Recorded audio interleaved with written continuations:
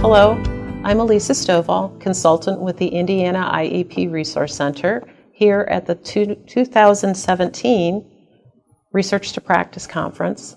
And with me is Dr. Mitchell Yell. Welcome. Thank you.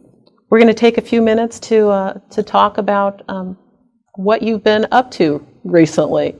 It's my understanding that you were at the Supreme Court for the Andrews hearing, and we'd love to hear some of your thoughts on that and where that might take us in the area of special education.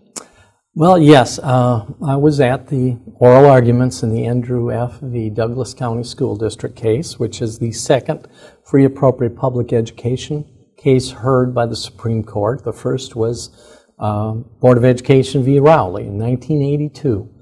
And this decision is, I think, a very important decision in special education. I think it'll have quite a large effect.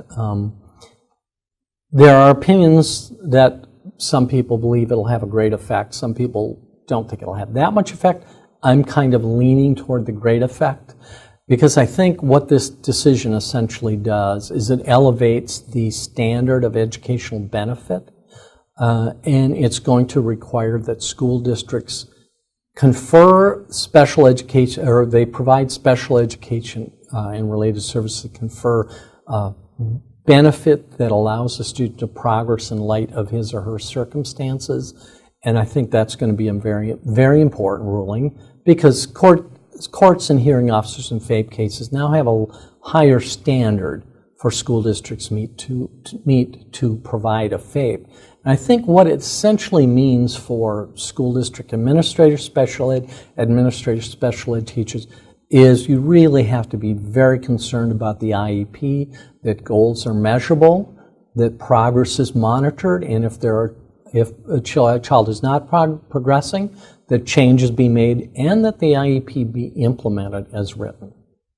Have there been any cases since this ruling that have been impacted by that decision? There have been a few cases. Essentially, they've not made that much of a change yet because usually they've just agreed with a hearing officer who made a ruling that a school did not provide FAPE generally before the Andrew decision came down. But you're absolutely right. It'll be very important to monitor how the courts interpret this standard. But if anything, as Justice Roberts did in his opinion for a unanimous Supreme Court, it's much more, requires much more of school districts than did the old what he called de minimis standard. So schools have to really ensure that their IEPs do confer educational benefit.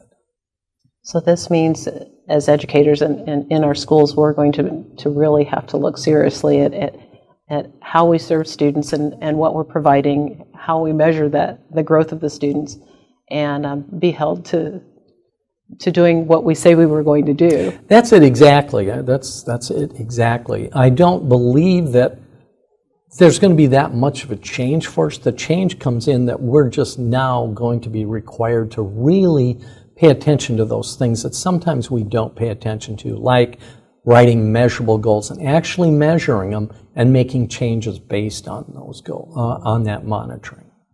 Well, thanks for sharing your thoughts on this case that's going to bring a lot of change, apparently, to the world of education. Thank you, Lisa. Thanks.